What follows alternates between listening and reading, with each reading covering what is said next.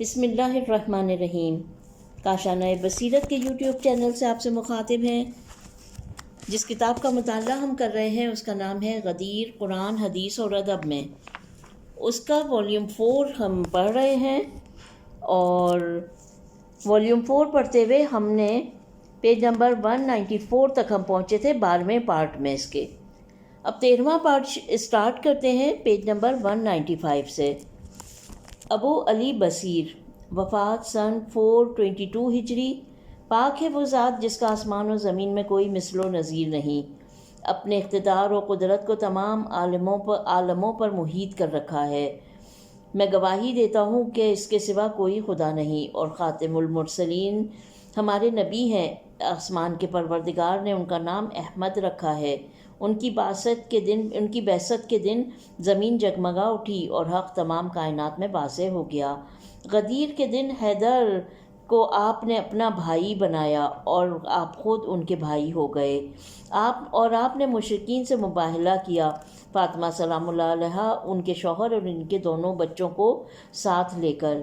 یہ 5 تن ہیں جن کی بدولت دنیا والوں پر خداوند عالم رحم کرتا ہے، ان کے وسیلے سے دعا قبول کرتا ہے اور انہی سے لو لگائی جاتی ہے۔ شاعر کا تعارف۔ ابو علی بصیر نابینا تھے۔ حسن بن مظفر نام تھا، نیشا پور کے رہنے والے تھے۔ اصل وطن خوارزم تھا۔ ابن شہر آشوب نے انہیں تقوی شعرائے اہل بیت میں شمار کیا ہے۔ ابن ارسلان نے اپنی تاریخ میں ان کی بڑی مدح و ثنا کرتے ہوئے کہا ہے، وہ خوارزمیوں کی ادب پروری کرتے، ادب آموز اور ادب و فن کے محاسن کی بھرپور واقفیت رکھتے تھے۔ Page number 196۔ یہاں پر جو وہ دیے گئے ہیں ریفرنسز، وہ ہیں سماوی التلیتا فی مشارع الشیعہ اور جز اول معجم الادبا، ٹھیک ہے۔ اور اس کے بعد پھر آگے 196 پر ہم آگے بڑھتے ہیں۔ ان کی کتابوں کے نام یہ ہیں: نمبر 1 تہذیب دیوان ادب، نمبر 2 اصلاح منطق، نمبر 3 ذیل تتمہ تیمیہ، نمبر 4 شعری دیوان 2 جلدیں، نمبر 5 دیوان رسائل، نمبر 6 محاسن من اسماء الحسن، نمبر 7 زیادات اخبار خوارزم۔ نمونہ کلام۔ اب یہاں پر عربی میں اس پورے پیج پر نمونہ کلام میں 2 شعر ہیں، پھر اس کے بعد مدیح شاعری کا نمونہ، اس میں بھی ترجمہ نہیں ہے۔ پھر ہم آ جاتے ہیں پیج نمبر 197 پر۔ تغزل کے اشعار یہ ہیں۔ ابو علی، یہاں پہ 2 شعر دیے گئے، اس کے بعد ابو علی کا بیان ہے کہ میں نے شاعر ہوادار کو خواب میں دیکھا اور پوچھا، تم دار فنا سے ابدی گھر میں پہنچ گئے، کیا وہاں سکون ہے؟ جواب دیا، نہیں، یہاں ابدی عذاب سے دوچار ہوں۔ اندھیرا گھر ہے جہاں کافروں فاجروں کو رکھا گیا ہے۔ میں اپنے اہل و عیال سے کہہ دو کہ مسلمان مرو، کیونکہ خدا کے ہاں کافروں کا ٹھکانہ جہنم ہے۔ ابو علی کے فرزند ابو حفص عمر بن فقی فاضل اور ادیب تھے۔ ان کا انتقال شعبان سن 32 ہجری میں ہوا۔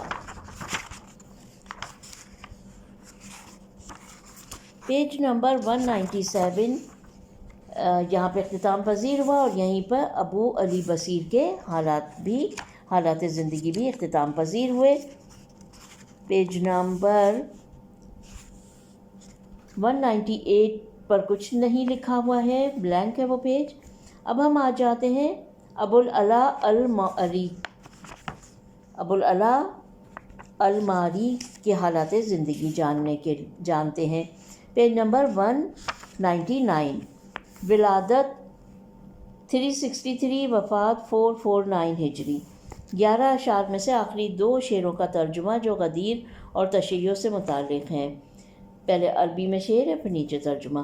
تیری جان کی قسم، نہ تو میں عید فطر میں مسرور ہوتا ہوں، نہ عید الاضحیٰ میں، نہ عید غدیر میں۔ اکثر دیکھتا ہوں کہ سرگشتہ راہ تشیع و گمراہی کا شکار ہیں، کیونکہ وہ اپنے شہر قم کی طرف منسوب کیونکہ وہ اپنے کو شہر قم کی طرف منسوب کرتے ہیں۔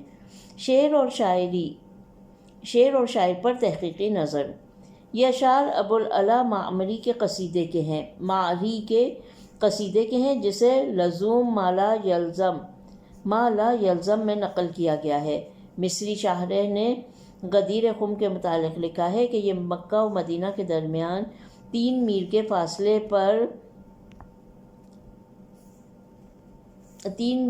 فاصلے پر مقام۔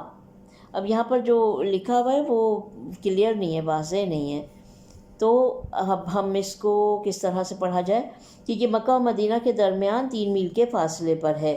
ابوالعلا نے اس مصرے میں والاصحاب ولا بغدیر خم مذہب تشیع کی طرف اشارہ کیا ہے۔ اسی غدیر خم میں رسول خدا صلی اللہ علیہ وسلم نے آخری حج سے واپس ہوتے ہوئے علی علیہ السلام کے بارے میں فرمایا تھا، جس کا میں مولا ہوں اس کے علی مولا ہے۔ خدایا جو اسے دوست رکھے تو اسے دوست رکھ، جو اسے دشمن رکھے تو اسے دشمن رکھ۔ شیعہ وہاں کی زیارت کو جاتے ہیں۔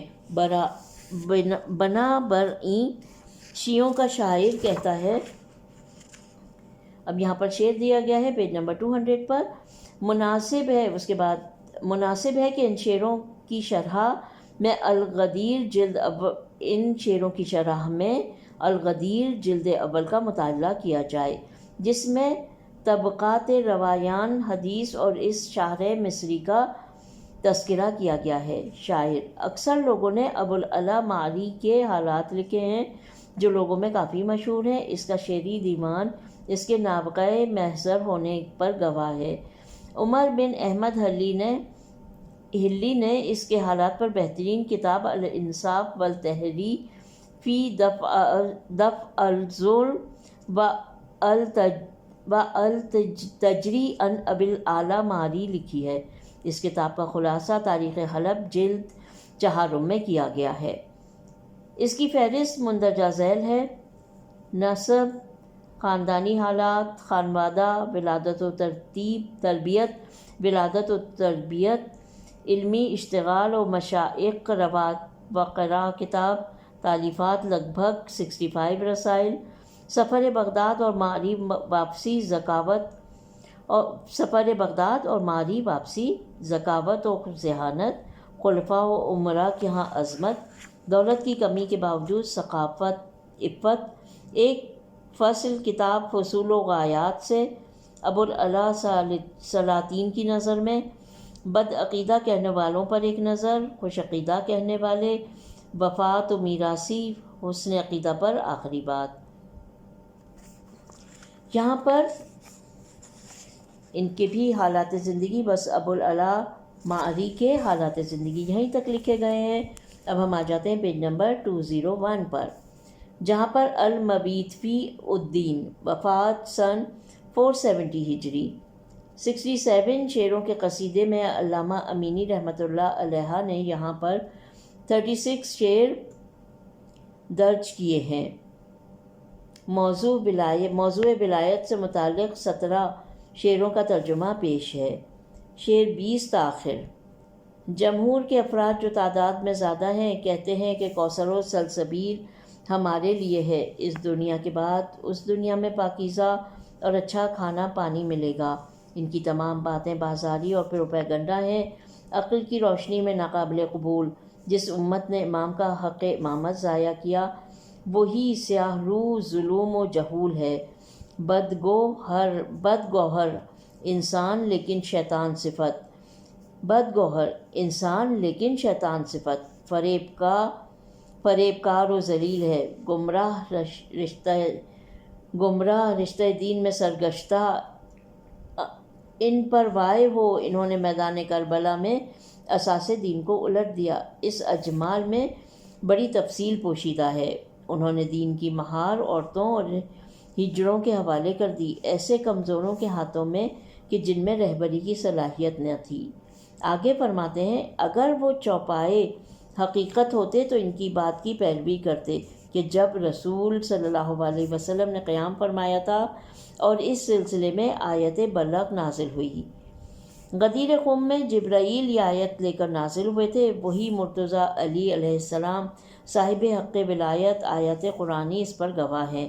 دنیا والوں پر حجت، دشمنوں کے سر پر اپی ہوئی تلوار۔ انہوں نے عناد و انکار میں صاحب فرمان کو نظر انداز کیا، حالانکہ وہ تمام دنیا والوں سے بہتر تھے۔ اہل بیت وہ ہیں کہ جن کے متعلق حلال و حرام بنانے والے قرآن میں آیات نازل ہوئیں، وہ اندھے پن اور جہالت سے امان ہیں، وہ صراط مستقیم ہے، وہ وسیع سایہ الہی ہیں۔ Page number 202۔ دوسرا قصیدہ 51 اشعار پر مشتمل ہے، 5 اشعار کا ترجمہ پیش ہے۔ یہ درخشاں قبہ حیدر ہے، یہ درخشاں قبہ حیدر ہے جو مسیح رسول صلی اللہ علیہ وسلم اور خدا کی طرف سے ہادی بنائے گئے تھے۔ رسول مصطفیٰ کے وصی اور ان کے ابن عم تھے، جنہیں رسول نے غدیر قم میں مولا بنایا، جن کے لیے ایک قوم تو مناسب بات کہتی ہے اور ایک قوم مسیح کی طرح حد سے تجاوز کر جاتی ہے۔ بڑا مزہ آتا ہے اس کے روضے کی زری کے گرد طواف کرنے، نماز پڑھنے اور خشوع برتنے میں۔ تیسرا قصیدہ 60 اشعار میں سے 6 شعروں کا ترجمہ پیش ہے۔ ہائے آل رسول صلی اللہ علیہ وسلم کہ شیعوں کو قتل کیا گیا، ظلم و ستم سے ان کی ہتک حرمت کی گئی، افسوس ہائے افسوس کہ ان کا خون بہایا گیا، ان کے سر تن سے جدا کیے گئے۔ ان کا جرم صرف یہ تھا کہ وہ مسیح رسول کو اپنا امیر تسلیم کرتے تھے۔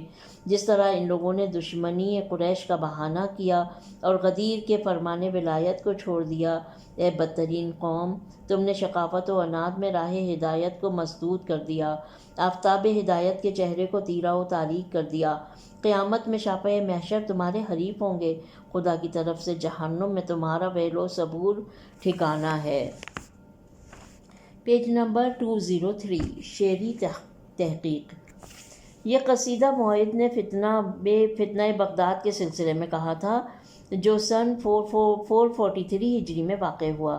شیعوں پر ظلم و ستم کے پہاڑ توڑے گئے کیونکہ وہ روضہ امام موسی کاظم علیہ السلام اللہم صلی علی محمد و آل محمد کے حواری تھے اور وہاں پناہ گزین تھے۔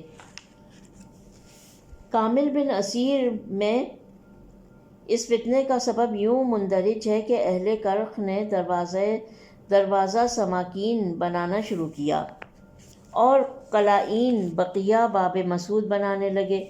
کرخ والوں نے مکمل کر کے اس کے میناروں پر سنہرے حروف سے محمد علی خیر البشر لکھ دیا۔ اہل سنت نے منع کیا، وہ کہتے تھے کہ محمد علی خیر البشر فمن رضی فقط شکر و من ابی فقط کفر لکھا گیا ہے۔ کرخ والوں نے کہا کہ ہم نے وہی لکھا ہے جو پہلے سے یہاں لکھا ہوا تھا، ہماری مسجدوں میں بھی یہی لکھا رہتا ہے۔ خلیفہ قائم بے امر اللہ نے عباسیوں کے نقیب اور علویوں کے نقیب اور علویوں کے نقیب فرزند سید رضی کو تحقیقات پر مامور کیا۔ ان دونوں نے خلیفہ کو رپورٹ دی کہ کرخ والوں کی بات صحیح ہے۔ اچھا، خلیفہ قائم نے عباسیوں کے نقیب اور علویوں یعنی دونوں کے نقیب جو تھے، اب علویوں کے نقیب میں فرزند عباسیوں کے نقیب اور علویوں کے نقیب اور علویوں کے نقیب فرزند سید رضی کو تحقیقات پر مامور کیا تھا۔ تو رپورٹ کیا آئی تھی کہ کرخ والوں کی بات صحیح ہے، انہوں نے اپنے رواج سے زیادہ نہیں لکھا ہے۔ خلیفہ نے حکم دیا کہ ملک الرحیم کے کارندوں سے جنگ نہ کریں، لیکن اہل سنت نے حکم نہیں مانا۔ اسی درمیان ابن مذہب قاضی اور زہری وغیرہ جو حنبلی اور عبدالصمد کے ساتھی تھے، شیعوں کو جنگ پر ابھارنے لگے۔ الملک الرحیم کے کارندوں نے بھی رئیس الروسا کے عناد میں اس فتنے کو ہوا دی اور خاموش تماشائی بنے رہے۔ دوسری طرف اہل سنت نے شیعوں پر آب دجلہ روک دیا، حالانکہ نہر عیسی باندھ کے طور پر تھی۔ شیعوں کے لیے بڑی پریشانی بڑھ گئی۔ کچھ لوگ ہمت کر کے دجلہ سے مشکوں میں پانی بھر لائے اور پھر عرق گلاب جھڑک کر آواز دی، پانی سب کے لیے ہے۔ سنیوں کو اس پر بڑا غصہ آیا۔ رئیس الرؤسا شیعوں پر سختی کرنے لگا۔ شیعوں نے مجبوراً خیر البشر کو کاٹ کر علیہم السلام لکھ دیا۔ پھر بھی سنی نہ مانے۔ وہ کہتے تھے کہ ہم اس وقت تک چین سے نہیں بیٹھیں گے جب تک محمد اور علی کے نام کو نہ مٹا دیا جائے اور اذان میں خیر العمل نہ ختم کر دیا جائے۔ شیعہ کبھی ماننے پر آمادہ نہ تھے۔ اس طرح ہنگامہ 3 ربیع الاول تک چلتا رہا۔ اسی درمیان میں ایک مرد ہاشمی سنی قتل کر دیا گیا۔ وہ لوگ اس کی لاش کو حربیہ کوچہ، دروازہ بصرہ وغیرہ میں گھمانے لگے۔ Page number 204۔ بہت سے لوگ جمع ہو گئے۔ جب اس کی لاش کو مقبرہ احمد بن حنبل میں دفن کیا گیا تو اچھا خاصا مجمع جمع ہو گیا۔ وہاں سے نکل کر یہ لوگ تبن کی طرف مشہد کی راہ میں چلے۔ دربان نے دروازہ بند کر لیا اور نقب زنی پر آمادہ ہو گئے اور ڈرانے دھمکانے لگے۔ دربان نے دروازہ بند کر لیا، وہ نقب زنی پر آمادہ ہو گئے اور ڈرانے دھمکانے لگے۔ دربان نے ڈر سے دروازہ کھول دیا۔ وہاں سنیوں نے گھس کر خوب لوٹ مار مچائی، سونے چاندی کے آلات، قندیل وغیرہ اور حرم کو تباہ کر دیا۔ آدھی رات کو غارت گری سے باز آئے۔ دوسرے دن صبح کو پھر روضے میں گھس گئے، تمام قبرستان میں آگ لگا دی۔ ذریعہ موسیٰ بن جعفر اللہم صلی اللہ محمد وآل محمد اور ذریعہ محمد بن علی کو مع دیوار قبہ جلا ڈالا۔ بنو بویا کے تمام بادشاہوں کی قبریں جلا ڈالیں، وزیروں، رئیسوں وغیرہ کی قبریں بھی نذر آتش کر دیں۔ دوسرے دن 5 ربیع الاول تھی۔ اس دن بھی روضہ مبارک کو لوٹا۔ تربت موسیٰ بن جعفر اور محمد بن علی کو کھودنا چاہا، اللہم صلی اللہ محمد وآل محمد، کھودنا چاہا تاکہ جسد اطہر کو نکال لیں اور مقبرہ احمد بن حنبل میں دفن کریں۔ اس قدر لوٹ مار مچائی کہ نشان قبر تک مٹ گیا، غبار سے وہ جگہ اٹ گئی۔ اسی درمیان عباسیوں کا نقیب اور تمام ہاشمی اور اہل سنت حالات سے مطلع ہوئے اور لوٹ مار کو روکا۔ ادھر شیعوں نے خانقاہ حنفی پر ہجوم کیا اور اسے لوٹ لیا۔ وہاں کے مدرس ابو سعد سرخی کو قتل کر ڈالا۔ مدرسے کے تمام کمرے جلا ڈالے۔ ہنگامہ جانب غربی سے مشرقی جانب پھیل گیا۔ دروازہ طاق، بازار باغ بھی ہنگامے کی لپیٹ میں آ گئے۔ امام موسیٰ کاظم علیہ السلام کے روضے کی آتش زنی کی خبر نور الدولہ کو ہوئی۔ اسے بہت غصہ آیا کیونکہ وہ اور علاقۂ نیل کے تمام باشندے شیعہ تھے، اس لیے خطبہ جمعہ میں جو قائم بامر اللہ کا نام لیا جاتا تھا، سب نے بیک زبان اعتراض کر کے اسے روک دیا۔ اس سلسلے میں امام کو سرزنش کی گئی تو اس نے کہا کہ میں لوگوں کی مخالفت کی تاب نہیں لا سکتا۔ سب نے بیک زبان کہا تھا، اس لیے میں نے خطبے میں نام ترک کر دیا۔ خلیفہ اس شورش کو دبانے کی تاب نہیں تھی۔ خلیفہ میں اس شورش کو دبانے کی تاب نہیں تھی، لیکن کچھ دن بعد پھر نام بحال ہو گیا۔ ابن جوزی نے منتظم میں کچھ اضافہ کیا ہے۔ Page number 205۔ عیار تقی نے جو اہل درزی جان سے تھا، اس نے خروج کیا۔ جب اسے جیل بھیجا گیا تو اس نے توبہ کر لی۔ تمام لوگ بغاوت پر آمادہ تھے۔ دیوار قبہ موسیٰ توڑ ڈالا، مقبرے میں جو کچھ تھا لوٹ لیا، بہت سے لوگوں کو قبر سے نکال کر ان کا جسد جلا ڈالا، جیسے اونی، ناشی، جزوی۔ کچھ لوگوں کا جسد دوسرے قبرستان میں منتقل کر دیا۔ نئی پرانی قبروں کو جلا ڈالا۔ روضہ مبارک پورا جل گیا۔ دو ذریعوں کو کھودنے لگے کہ مقبرہ احمد حنبل میں منتقل کر دیں۔ نقیب اور دوسرے لوگ اس سلسلے میں مانع ہوئے۔ مزید معلومات کے لیے شذرات الذہب اور تاریخ ابن کثیر دیکھیں۔ شاعر کے حالات: ہبۃ اللہ بن موسیٰ بن داؤد شیرازی المعید فی الدین داعی الداتا، منفرد عالم اور ممتاز شخصیت کے حامل تھے۔ دانش و ادب کے مشاہیر میں ان کا نام آتا ہے۔ عربی علوم پر مہارت تھی، اگرچہ انہوں نے فارس کی سرزمین پر آنکھ کھولی لیکن ادب عربی سے بہرہ دانی پایا۔ شعر و شاعری میں بھی کمال حاصل کیا۔ ایام جوانی ہی سے فاطمین کے مبلغ رہے۔ بڑی وسیع تبلیغی خدمات ہیں۔ خود انہوں نے منتصر باللہ کے سامنے یہ اشعار پڑھے جن کا مفہوم ہے کہ میں مبلغین کا استاد اور اس فن میں لاسانی ہوں۔ انہوں نے اپنے عقیدے کے لیے بڑے شدائد برداشت کیے، حادثات کا سامنا کیا، لیکن تبلیغ کی راہ میں ہر مصیبت ہیج نظر آتی تھی۔ ان کے اشعار سے پتہ چلتا ہے کہ سن 390 ہجری میں اہواز کا سفر کیا، کیونکہ ان کے اور سلطان ابو کالیجار کے مابین کدورت و عناد ہو گیا۔ حالانکہ انہوں نے اس کی مدح میں 53 اشعار کا قصیدہ کہا تھا، لیکن اس کی خوشنودی خاطر جلب نہ کر سکے، ناچار گھبراہٹ میں بھاگ گئے۔ اہواز میں بھی سلطان سے امان کی سبیل نظر آئی۔ وہاں سے علاقہ خوزستان میں پناہ لی، وہاں 7 مہینے رہے، پھر وہاں سے حمایت کی امید لے کر ابو منی والی موصل کے ہاں گئے، وہاں بھی پناہ نہ ملی تو مصر چلے گئے۔ یہاں پہ ریفرنس کے طور پر المنتظم دی گئی ہے، اس کا ریفرنس ہے، اور شذرات الذہب کا ہے، البدیلۃ والنہایہ کا۔ Page number 206۔ وہاں کچھ دن رہ کر شام گئے، وہاں سے پھر مصر چلے آئے اور وہیں بقیہ زندگی گزاری۔ 470 سن ہجری میں انتقال کیا۔ آپ کی علمی حالت کا پتہ تالیفات سے چلتا ہے۔ کلام و مناظرہ پر اور ابوالعلا کے مسئلہ گوشت خوری پر رسالہ لکھا۔ اچھے مناظر بھی تھے۔ علماء شیراز اور اہل خراسان سے مناظرے کیے۔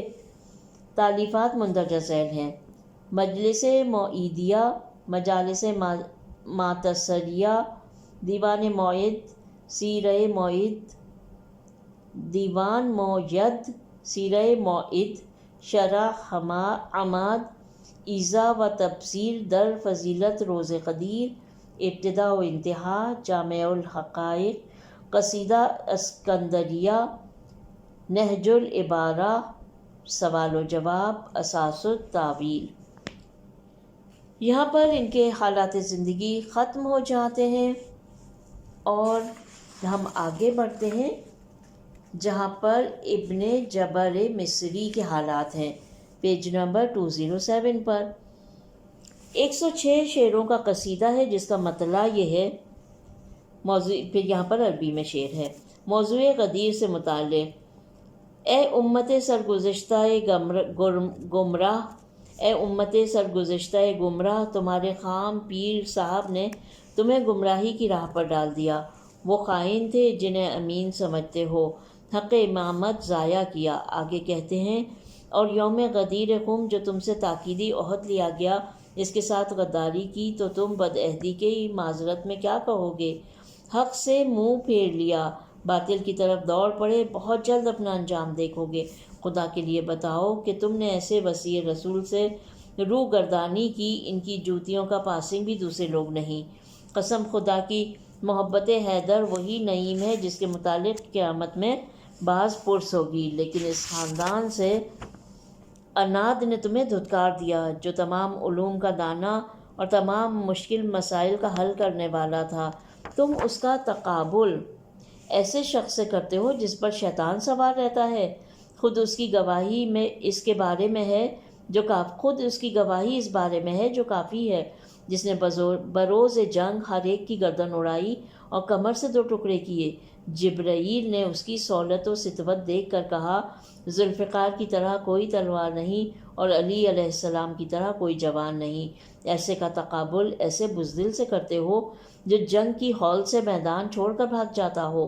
Page number 208۔ شاعر کا تعارف: ابن جبر مصری فاطمین کے خلیفہ مستنصر باللہ کے وقت کے شاعر ہیں۔ ان کی پیدائش سن 420 ہجری میں ہوئی اور وفات 487 ہجری میں۔ مقریزی نے اس کا تذکرہ خطیط میں مراسم افتتاح کے خلیج کے موقع پر کیا ہے۔ وہ کہتے ہیں کہ ایک شاعر ابن جبر کے نام سے معروف تھے، قصیدہ کہا جس کے 2 شعر یہ ہیں۔ اب یہاں پر عربی میں شعر لکھے ہیں۔ لوگوں نے اعتراض کیا کہ خلیج سے تو صرف پانی ہی نکلتا ہے، یہ کس قسم کا شعر ہے؟ شاعر نے بقیہ قصیدہ نہیں پڑھا۔ 5ویں صدی کے شعراء کے دوسرے قصائد بھی ہیں، مثلاً ابن طوطی، واسطی، خطیب منجی، علی بن احمد مغربی۔ ان قصائد کو مناقب بن شہر آشوب، تفسیر ابو مفتوح رازی، صراط مستقیم بیاضی، در اعظم ابن حاتم وغیرہ میں دیکھا جا سکتا ہے، لیکن اس لیے نقل کرنے سے اعراض کیا گیا ہے کہ ان لوگوں کے حالات زندگی معلوم نہ ہو سکے۔ اتنا ہی معلوم ہو سکا کہ یہ شعراء عندلیبان غدیر میں سے ہیں۔ صاحب غدیر کو ان شعراء نے نظم کیا ہے اور لفظ مولا کو مفہوم امامت ہی میں نظم کیا ہے، یعنی زعامت کبریٰ دینی، الویت امور دین و دنیا، الویت امور دین و دنیا۔ یہاں پہ عندلیبان غدیر 5ویں صدی ہجری کے بارے میں جتنے بھی جو وہاں اس میں شاعر تھے ان کے بارے میں ہم پڑھ چکے، اور آئیے اب آگے بڑھتے ہیں پیج نمبر 209 پر، جہاں پہ عندلیبان غدیر 6 صدی ہجری۔ آئیے دیکھیں کہ اس میں کون کون شامل ہے۔ نمبر 1 ابو الحسن فجکردی، نمبر 2 ابن منیر طبرابلسی، نمبر 3 قاضی ابن قادوس، نمبر 4 ملک صالح، نمبر 5 ابن عودی نیلی، نمبر 6 قاضی جلیس، نمبر 7 ابن مکی نیلی، نمبر 8 خطیب خوارزمی، نمبر 9 فقیہ عمارہ۔ پیج نمبر 209 ہم نے پڑھا، جہاں پہ عندلیبان غدیر 6 صدی ہجری ان کے نام ہیں، اور پیج نمبر 2010 پر کچھ نہیں لکھا ہوا ہے، بالکل بلینک پیج ہے۔ اس کے بعد ابو الحسن فجکردی، ان کے بارے میں ڈیٹیلز ہیں۔ ان کا ایک شعر لکھا ہوا ہے عربی میں، اور اس کے بعد اس کا ترجمہ ہے: ہرگز غدیر خم کا انکار نہ کرنا، کیونکہ وہ دوپہر کے سورج کی طرح بلکہ اس سے بھی زیادہ واضح ہے، جو حدیث سے محکم سند کے ساتھ اشراف کائنات احمد مصطفیٰ صلی اللہ علیہ وسلم، اللہم صلی اللہ محمد وعلی محمد، اس سے ملے، اس کا انکار نہیں کیا جا سکتا۔ اس حدیث غدیر میں حیدر کی امامت، ان کا جلال اور کمال قیامت تک کے لیے مذکور ہے۔ اس کی روشنی میں جو شخص ولایت مرتضیٰ کا اقرار کر لے، اس کے لیے لازم ہے کہ انہی سے احکام خداوندی کو حاصل کرے اور انہی کے آثار کی پیروی کرے۔ شعری تتبع: فجکردی کے معاصر شیخ فتال نے روضۃ الواضعین میں، ابن شہر آشوب نے مناقب میں، قاضی نے مجالس میں، اور قطب الدین اشکوری نے محبوب القلوب میں، ان کے علاوہ صاحب ریاض العلماء نے ان اشعار کو نقل کیا ہے۔ مناقب ابن شہر آشوب اور مجالس المومنین اور ریاض العلماء میں یہ اشعار بھی ہیں۔ انہی تمام کتب کا یہاں پر ریفرنس کے طور پہ بھی نام دیا گیا ہے۔ فقط مناقب آل ابی طالب اور جو ہے وہ اور اس میں شامل ہے۔ پیج نمبر 212 یوم الغدیر سوی العیدین لی عبد، میرے لیے عید الفطر اور عید الاضحیٰ کے علاوہ ایک اور عید بھی ہے جس کا نام عید غدیر ہے، جس میں سادات مسرور اور سلاطین شاداں ہوتے ہیں۔ اس دن مرتضیٰ علیہ السلام نے امامت پائی اور اس میں ان کے لیے شرافت و مجد اور بزرگی ہے۔ اس دن احمد مجتبیٰ نے دن چڑھے تمام کالے گورے مجمع میں آپ کی امامت کا اعلان فرمایا۔ بس خدا ہی کی حمد ہے جو کبھی منقطع نہ ہو کہ اس نے احسانات و الطاف و کرم سے بہرہ مند فرمایا۔ بلا شبہ فج کردی جیسا کہ حالات زندگی سے معلوم ہوگا قائمہ لغت میں سے تھے، انہیں الفاظ کے حقائق، معانی اور اس کے محل استعمال کی بھرپور واقفیت تھی۔ وہ گفتگو کی تصریحات اور لہجے نیز تعبیراتی مفہوم پر عبور رکھتے تھے۔ انہوں نے اپنے ان اشعار میں لفظ مولا کا مفہوم امامت اور احکام دین میں مرجعیت ہی سمجھا ہے۔ ان کے موتیوں جیسے یہ اشعار ہمارے استدلال کا بہترین ثبوت ہیں، کیونکہ ہم لفظ مولا کو امامت ہی کے معنی میں سمجھتے ہیں۔ شاعر کے حالات: استاد ابوالحسن علی بن احمد نیشاپور کے دیہات فجکردی کے رہنے والے تھے۔ مرد میدان، ادب اور لغت کے حاذق امام سمجھے جاتے تھے۔ اسی کے ساتھ وہ فقہاء و محدثین میں بھی شمار کیے جاتے تھے۔ سمانی انساب میں کہتے ہیں، علی بن احمد فجکردی ادیب، توانا اور سلیس نظم و نثر کے ماہر تھے۔ تمام عمر بلکہ بڑھاپے میں بھی احساس ذوق و ادب سے سرشار رہے۔ لغت کے اصول یعقوب بن احمد سے حاصل کیے۔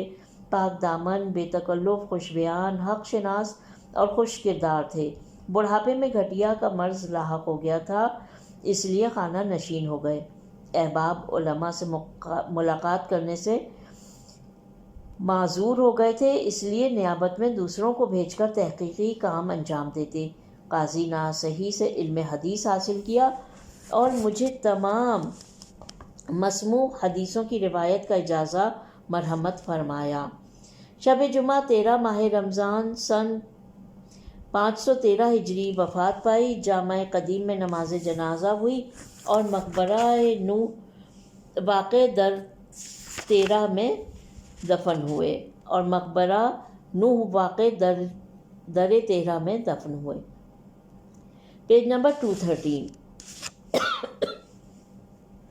منجم الادباء میں ہے۔ وہ ادیب و فاضل تھے۔ میدانی نے ان کی بڑی ستائش کی ہے۔ 512 میں انتقال کیا۔ بہیقی نے وشاح میں لکھا ہے کہ ابن علی بن احمد فجکردی شیخ الافضل کے لقب سے نوازے گئے۔ اپنے وقت کی محیر العقول شخصیت تھے۔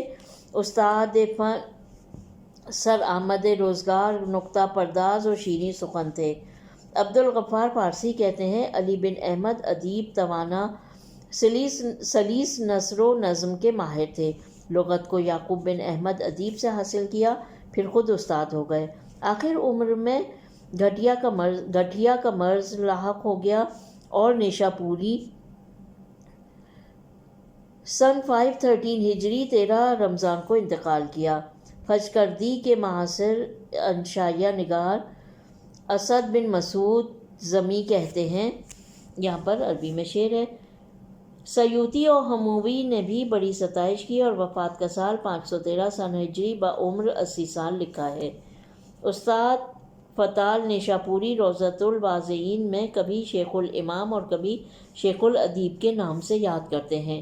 مجالس المومنین، ریاض العلماء، روضات الجنات اور شیعہ و فنون الاسلام میں ان کی بڑی ستائش کی گئی ہے۔ ابن شہر آشوب نے ان کی تالیفات میں تاج الاشعار سلوۃ الشیعہ کی نشاندہی کی ہے۔ یہاں پہ ریفرنس کی جو بکس ہے، الانساب، منجم الادباء، مجالس المومنین، معالم العلماء، معجم الادباء، روضۃ الواضعین وغیرہ ہیں۔ پیج نمبر 214 میں امیر المومنین کے اشعار ہیں ان کی۔ پیج نمبر 213 پہ تھا کہ ابن شہر آشوب نے ان کی تالیفات میں تاج الاشعار سلوۃ الشیعہ کی نشاندہی کی ہے، جس میں امیر المومنین کے اشعار ہیں۔ پیج نمبر 214 مناقب میں اس کے حوالے سے اشعار بھی نقل کیے گئے ہیں۔ اسی طرح استاد قطب الدین غدری نے اس حوالے سے انوار العقول من اشعار وسیع الرسول میں حضرت علی علیہ السلام کے اشعار نقل کیے ہیں۔ یہ بھی تصریح کی ہے کہ تاج الاشعار میں 200 سے زیادہ حضرت علی علیہ السلام کے اشعار جمع کیے گئے ہیں۔ صاحب ریاض الجنہ نے روضہ چہارم میں فجکردی کے یہ 2 اشعار بھی نقل کیے ہیں۔ یہاں پہ شعر لکھے ہوئے، اس کے بعد ترجمہ۔ جب تم بنی ہاشم کے روشن چہرے والوں کا تذکرہ کرو تو بھونکنے والے کتے تم سے نفرت کا مظاہرہ کرنے لگتے ہیں۔ ان سے کہہ دو کہ تم ان کی محبت میں مجھے ملامت کرتے ہو، تمہاری پیدائش کے سلسلے میں تمہاری ماں نے خیانت کی ہے۔ علامہ امینی رحمۃ اللہ علیہ فرماتے ہیں کہ فچکردی نے ان دو شعروں میں اس حدیث رسول صلی اللہ علیہ وسلم کی طرف اشارہ کیا ہے جس نے فرمایا کہ علی سے نفرت وہی کرے گا جو حرامی ہوگا۔ نمبر 1، ابو سعید خدری سے مروی ہے کہ ہم گروہ انصار اپنے بچوں کو حب علی علیہ السلام سے آزماتے تھے۔ اگر ہمارے بچوں میں محبت علی نہیں ہوتی تھی تو ہم سمجھ جاتے تھے کہ ہماری بوند سے نہیں ہے۔ جزری اس حدیث کو لکھ کر فرماتے ہیں کہ یہ مطلب قدیم زمانے سے آج تک مشہور ہے کہ دشمن علی علیہ السلام حرامی ہوتا ہے۔ نمبر 3، حافظ بن مردویا نے احمد بن محمد نیشاپوری سے حدیث اخراج کی ہے کہ انہوں نے عبداللہ بن احمد بن حنبل سے روایت کی ہے کہ امام شافعی فرماتے تھے کہ میں نے انس بن مالک سے سنا ہے، وہ فرماتے تھے کہ ہم لوگ باپ کے علاوہ بغض علی سے بھی پہچانتے تھے، یعنی جس طرح بغیر باپ والا حرامی ہوتا ہے اسی طرح دشمن علی بھی حرامی ہوتا ہے۔ Page number 250۔ نمبر 5، ابن مردویا انس سے روایت کرتے ہیں، جنگ خیبر کے بعد میں نے دیکھا کہ ایک شخص اپنے بچے کو کاندھے پر لیے برسر راہ بیٹھا ہے۔ جب حضرت علی علیہ السلام نمودار ہوئے تو بولا، اے بیٹا انہیں دوست رکھتے ہو؟ اگر اس نے کہا ہاں تو اس پر بوسوں کی بارش کرنے لگا، اور اگر اس نے کہا نہیں تو زمین پر دے پٹکا اور بولا تو اپنی ماں کا بیٹا ہے۔ نمبر 6، حافظ طبری نے کتاب الولایہ میں حضرت علی علیہ السلام سے روایت کی ہے، آپ نے فرمایا مجھے 3 قسم کے لوگ دوست نہیں رکھتے، زنا زادے، منافق اور فرزند حیزی۔ نمبر 7، دار قطنی اور ہموینی انس سے روایت کرتے ہیں کہ رسول صلی اللہ علیہ وسلم نے فرمایا، جب قیامت برپا ہوگی تو میرے لیے ممبر نصب ہوگا، ایک منادی بطن عرش سے پکارے گا، محمد صلی اللہ علیہ وسلم کہاں ہیں؟ میں جواب دوں گا، وہ کہے گا اس ممبر پر تشریف لے جائیے، پھر پکارے گا کہ علی کہاں ہے؟ وہ میرے ممبر کے ایک زیرنا نیچے بیٹھیں گے، میں اور علی تشریف فرما ہوں گے، تمام لوگ سمجھ لیں گے کہ میں سید المرسلین ہوں اور علی سید المومنین۔ ہموئینی کی روایت میں سید الوسیین۔ انس کا بیان ہے کہ اتنے میں ایک شخص نے کھڑے ہو کر پوچھا، یا رسول اللہ، اس کے بعد اب علی علیہ السلام سے کون نفرت ہوگا؟ پھر تو وہ حرامی ہے۔ اگر انصار میں سے کوئی علی علیہ السلام سے نفرت کرتا ہے تو وہ یہودی ہے، اگر عرب دشمن رکھتا ہے تو اپنے باپ کا نہیں، اور اگر دوسرے لوگ علی علیہ السلام سے نفرت کرتے ہیں تو وہ شقی اور بدبخت ہیں۔ اس حدیث کو سیوطی نے اس لیے ضعیف کہا ہے کہ اس میں راوی اسماعیل فزاری ہے، حالانکہ اسے ابن حبان نے معتبر کہا ہے۔ متین، صدوق اور نسائی اس سے حدیث روایت کرنے میں کوئی حرج نہیں سمجھتے۔ اس موصی کو جن لوگوں نے معتبر کہا ہے ان میں ابو داؤد، امام بخاری، ترمذی، ابن ماجہ، ابن خزیمہ، ساجی اور ابو عیالی جیسے محدثین ہیں۔ Page number 216۔ ان لوگوں نے اس پر ذرا بھی انگلی نہیں اٹھائی، ہاں اس کا صرف اور صرف ایک گناہ ہے کہ وہ شیعہ ہے اور علوی مذہب ہے۔ ابو بکر صدیق سے مروی ہے کہ میں نے رسول خدا کو دیکھا کہ وہ خیمے میں ستون سے ٹیک لگائے ہوئے ہیں، اس میں حضرت علی علیہ السلام، فاطمہ سلام اللہ علیہا، حسین علیہ السلام اور حسن علیہ السلام اور حسین موجود ہیں، حسین علیہ السلام ہیں۔ آپ نے فرمایا، اے گروہ مسلمین، میں ان لوگوں سے صلح کرتا ہوں جس خیمے والوں سے صلح کریں، میں ان سے جنگ کروں گا جو ان سے جنگ کریں، ان کا دوست ہوں جو ان کے دوست، اور جو ان کے دشمن ہے میں ان کا دشمن ہوں۔ ان سے وہی محبت کرے گا جو نیک طبیعت اور پاک ولادت والا ہوگا، ان سے وہی نفرت رکھے گا جو شقی طبیعت کا اور ناپاک نطفے سے ہوگا۔ نمبر 9، ابو مریم کہتے ہیں کہ حضرت علی علیہ السلام نے فرمایا، مجھ سے کافر اور حامی محبت نہیں کرے گا۔ نمبر 10، ابن عدی، بحیقی، ابو الشیخ اور ویلمی رسول سے روایت کرتے ہیں کہ فرمایا، جو شخص میری اطرت اور انصار اور عرب کو نہ پہچانے، وہ تین میں سے ایک ہے، یا منافق ہے، یا زنا زادہ ہے، یا پھر اس کی ماں نے اسے حالت حیض میں جنم دیا۔ نمبر 11، مسعودی مروج الصحب میں اخبار نوفلی کے حوالے سے نقل کرتے ہیں کہ عباس بن عبد المطلب حضرت رسول صلی اللہ علیہ وسلم کی خدمت میں تھے، اتنے میں علی علیہ السلام آئے۔ رسول صلی اللہ علیہ وسلم نے انہیں دیکھتے ہی مسرت کا اظہار کیا، ان کا چہرہ کھل اٹھا۔ میں نے پوچھا، خدا کے رسول، آپ اس جوان کو دیکھ کر کھل اٹھتے ہیں؟ فرمایا، اے چچا، خدا کی قسم مجھے اس سے والہانہ محبت ہے۔ جو نبی بھی مبعوث ہو اس کی نسل دنیا میں باقی رہی، اور میری نسل اسی جوان کی نسل سے چلے گی۔ Page number 170۔ جب قیامت برپا ہوگی تو سب کو اس کی ماں کے نام سے پکارا جائے گا، لیکن یہ جوان اور اس کے شیعوں کو ان کے باپ کے نام سے پکارا جائے گا، کیونکہ یہ پاک نسب ہے۔ 12 کہتے ہیں کہ حضرت علی علیہ السلام نے مجھ سے فرمایا، میں نے رسول خدا صلی اللہ علیہ وسلم کو دیکھا کہ آپ ایسے شخص کو لعنت کر رہے ہیں جس کی صورت ہاتھی کی سی ہے۔ میں نے عرض کی، خدا کے رسول، یہ کون ہے؟ فرمایا، یہ شیطان رجیم ہے۔ حضرت علی علیہ السلام فرماتے ہیں کہ میں نے کہا کہ اے دشمن خدا، خدا کی قسم ابھی تجھے قتل کر دوں گا اور امت کو تیری مکاریوں سے نجات دے دوں گا۔ اس نے کہا بخدا میری پاداش اس کے علاوہ ہے۔ میں نے پوچھا، کیسی پاداش اے دشمن خدا؟ اس نے کہا، جو بھی تمہیں دشمن رکھتا ہے میں اس کے باپ کے ساتھ ماں کے رحم میں شریک ہوتا ہوں۔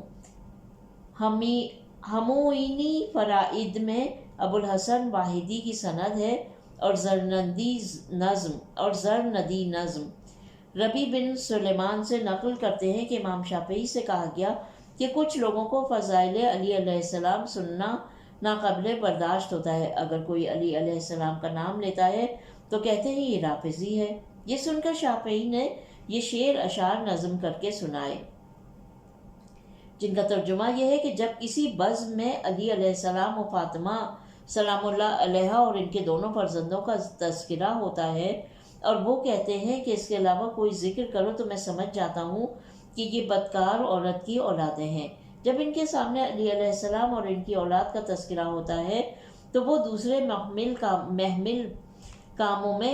کاموں میں لگ جاتے ہیں اور کہتے ہیں کہ چھوڑو بھی، یہ رافضیوں کی باتیں ہیں۔ Page number 218۔ میں خدا کی پناہ مانگتا ہوں جو لوگ حب فاطمہ سلام اللہ علیہ کو رفض سمجھتے ہیں۔ رافضی سے نکلا ہے رفض۔ اہل بیت پر خدا کی صلوات اور اس جاہلانہ تصور پر خدا کی پھٹکار، اس خیال کو بہت سے شعراء نے نظم کیا ہے۔ صاحب بن عباد کے بھی اشعار ہیں۔ یہاں پر شاعر کے بارے میں جو تفسیرات تھیں اور جو بھی ان کا کلام تھا، ابو الحسن فجکردی کے بارے میں جو کچھ ڈیٹیلز تھیں وہ یہاں پر ختم ہوتی ہیں۔ اب اندلیبان غدیر 6 صدی ہجری سے دوسرے اندلیب یعنی ابن امیر طرابلسی کے بارے میں جانتے ہیں۔ ولادت سن 473 ہجری، وفات 548 ہجری۔ میری آنکھوں کی نیند اڑ گئی، میرا دل اندیشوں سے بھر گیا، تمہاری جدائی کے تصور سے محبت کا دل تیرہ و تار ہو گیا، میرے ناتواں جسم کو خستہ کر دیا، میری پلکوں پر بیداری کا سرما لگا دیا۔ اس عاشق پر جفا کی جس کی محبت تمہارے حسین چہرے کے لیے بے قرار ہے۔ اے دل، کب تک دھوکے کھائے گا؟ کب تک دھوکے دیے جائیں گے؟ کب تک آغوشوں کی فکر میں رہو گے کہ یہ خوش نوا ہے وسیم تن؟ اگر شریف موسوی علم الہدا بن شریف خاندان مضر کے فرد سے انکار ظاہر ہو جائے تو میں اپنے زر خرید غلام تتر کو واپس نہ لوں۔ ان سے منہ پھرا کر عمر سے ناطہ جوڑ لیا ہے۔ راویان حدیث غدیر کو جھوٹا سمجھتا ہوں اور جو ظہور قائم کے ماننے والے ہیں ان پر طعن کرتا ہوں۔ اگر حدیث غدیر کی روایت کی جاتی ہے تو میں کہتا ہوں کہ حدیث صحیح نہیں، غدیر کے دن پرانا کپڑا پہنتا ہوں، غمزدوں کی طرح گوشہ نشین رہتا ہوں۔ جب صحابہ کا تذکرہ ہوتا ہے تو میں کہتا ہوں تیمی بڈھا سب سے افضل تھا، اس کے بعد ان کا جانشین عمر بن خطاب افضل ہے۔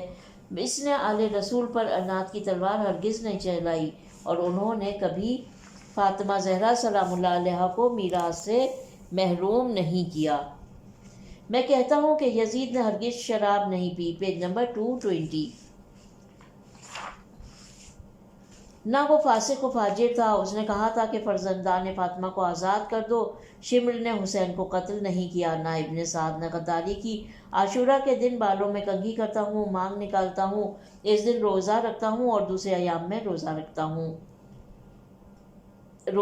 ہوں، اس دن روزہ رکھتا ہوں اور دوسرے ایام میں روزے رکھتا ہوں، اس دن کچھ شکرانے کی نمازیں بھی پڑھتا ہوں، نئے کپڑے پہنتا ہوں، عید کے لباس صندوق سے نکالتا ہوں، رات بھر جاگتا ہوں، اچھے اچھے کھانے پکواتا ہوں، وضو میں الٹی کوہنیاں دھوتا ہوں، سفر میں موزوں پر مسح کرتا ہوں، نماز میں زور سے آمین کہتا ہوں، دوسروں کو بھی زور سے آمین کہنے کی تاکید کرتا ہوں، کوہان جیسی قبر بنانا سنت سمجھتا ہوں، قیامت کے دن میری آنکھیں کھل جائیں گی، نامہ اعمال منتشر ہوگا، آتش دوزخ بھڑکے گی، میں کہوں گا خدایا مجھے شریف مرتضیٰ نے شیعت سے نکال باہر کیا تھا، میں کہوں گا شریف مرتضیٰ کا ہاتھ پکڑ لے، انہیں جہنم ایسی آگ میں پہنچا دے جہاں نہ کھال ختم ہو، نہ ہڈیاں ہی باقی رہ جائیں، اور خدا گناہ گاروں کو بخشنے والا ہے جبکہ وہ توبہ و معذرت کی زبان کھولے، لیکن اسے معاف کرنے والا نہیں جو وصی رسول کے حق کو نہ پہچانے اور ان کی ولایت کا دم نہ بھرے۔ ایسی بدکرداری پر کہنا چاہیے بچو، اچھی طرح بچو۔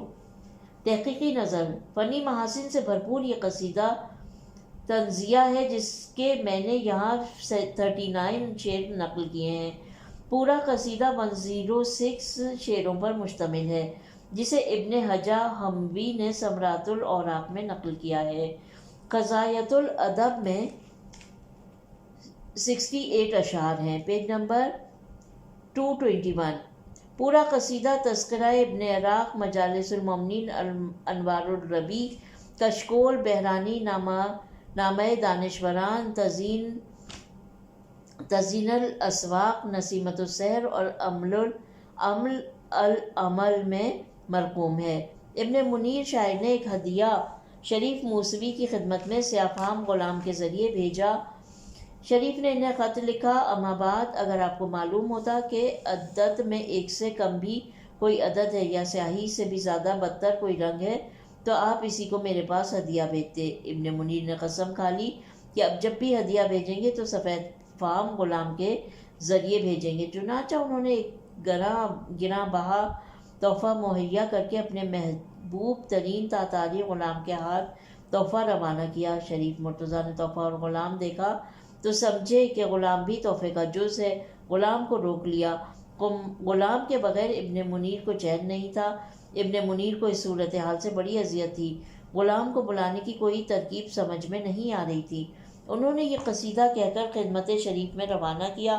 جب شریف نے وہ قصیدہ دیکھا بہت ہنسے اور فرمایا واقعی غلام کو بھیجنے میں تاخیر ہوئی، پھر غلام کو بہتر تحائف کے ساتھ بھیج دیا۔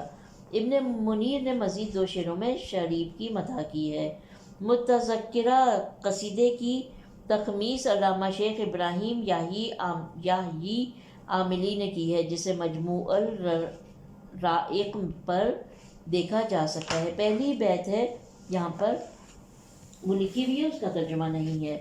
شاعر کا تعارف، ابو الحسین مہذب الدین احمد بن منیر بن احمد بن مفلح طرابلسی شامی، محلہ خابوری میں باب جامع پر سکونت پذیر تھے۔ عین الزمان کے لقب اور رفع کے نام سے معروف تھے۔ امام ادب اور عرب قافیہ پردازوں میں ممتاز تھے، بہت اشعار کہے اور بہت اچھے کہے۔ مدح اہل بیت میں ان کے وقیع قصائد مشہور ہیں۔ وہ لغت، ادب اور تمام متداولہ علوم میں کامل دستگاہ رکھتے تھے۔ ان کی ذات سے علمی ماحول شاداب و سرشار تھا۔ انہوں نے اپنی تیز تر از زبان سے دشمنان اہل بیت کے کلیجے چھلنی کیے۔ ان کی بے باکی کی وجہ سے شامیوں نے انہیں قبیص اللسان بھی کہا، دشنام ترازی بھی کرتے تھے، غلط سلط الزامات لگاتے تھے، لیکن یہ باز نہ آئے۔ انہیں کوئی دشمن صحابہ کہتا، کوئی رافضی کہتا، لیکن ان کی برتری سے کسی کو انکار نہ تھا۔ سبھی نے ان کی علمی شخصیت اور شعری اور فنی عظمت کا اقرار کیا ہے۔ ظرافت اور نمکینی، سلاست اور روانی کوٹ کوٹ کر بھری ہوئی تھی۔ مزید یہ کہ وہ حافظ قرآن بھی تھے، جیسا کہ ابن عساکر، ابن خلقان اور ابن شزدار نے ذکر کیا۔ ابن عساکر کہتے ہیں انہوں نے قرآن مجید حفظ کیا، لغت و ادب میں مہارت حاصل کی اور بڑے اچھے شعر کہنے لگے۔ پھر دمشق میں سکونت پذیر ہو گئے۔ وہ خبیث ترین رافضی تھے، امامیہ مذہب رکھتے، بہت زیادہ ہجویہ شاعری کی عامیانہ الفاظ استعمال کرتے، جس کی وجہ سے امیر ترین دمشق بوری بن تغین نے عرصے تک انہیں قید رکھا۔ وہ ان کی زبان بھی قطع کرنا چاہتا تھا۔ اس نے حاجب یوسف بن فیروز نے سفارش کی۔ اس کے حاجب یوسف بن فیروز نے سفارش کی، جسے امیر نے قبول کر لیا۔ Page number 223۔ لیکن شہر بدر کر دیا۔ جب اس کا بیٹا اسماعیل بن بوری حکمران ہوا تو دمشق واپس آ گئے۔ پھر اسماعیل بھی عرصے تک ان سے خفا رہا۔ وہ انہیں پھانسی دینے کے در پہ تھا۔ ابن منیر بھاگ گئے، کچھ دن مسجد میں روپوش رہے، پھر دمشق سے شمالی شہروں حمات اور شیزر، وہاں سے حلب، پھر رکاب عادل چلے گئے۔ جب دوسری بار دمشق کا محاصرہ کیا گیا تو صلح کے بعد دمشق میں وارد ہوئے، پھر سپاہیوں کے ساتھ حلب واپس گئے، وہاں ان کا انتقال ہو گیا۔ وہ آگے لکھتے ہیں، میں نے ان کو کئی بار دیکھا ہے، لیکن سماع حدیث کا شرف حاصل نہ کر سکا۔ انہوں نے آپ بیتی پر مشتمل 17 اشعار کہے ہیں، جس میں اپنے بدخواہوں کو گنایا۔ انہوں نے ابن منیر پر افتراء پر زادیاں کی اور انہیں مصائب برداشت کرنا پڑے، اسی وجہ سے انہوں نے ہجویات بھی کہیں۔ حالات ہی کی وجہ سے ان کی مذہبی شاعری کی زبان بھی تلخ و تند ہے۔ ان کے وقیع اشعار کو ابن عساکر، ابن خلقان اور نبیلی نے نقل کیا ہے۔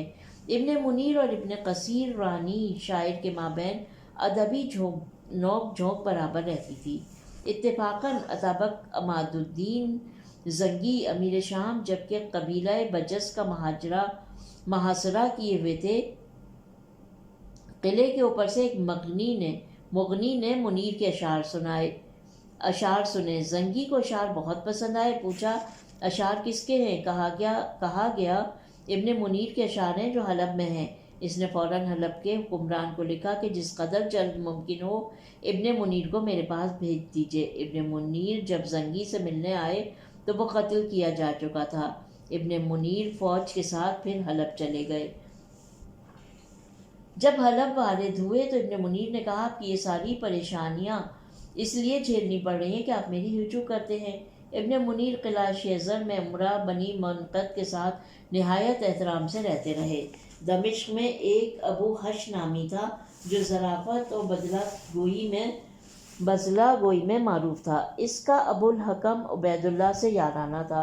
ابو الوحش نے چاہا کہ بنی منقد کی مدح کر کے کچھ کمائے۔ عبید اللہ نے ابن منیر کے نام خط لیا اور وہاں جا کر ان کی مدح کی۔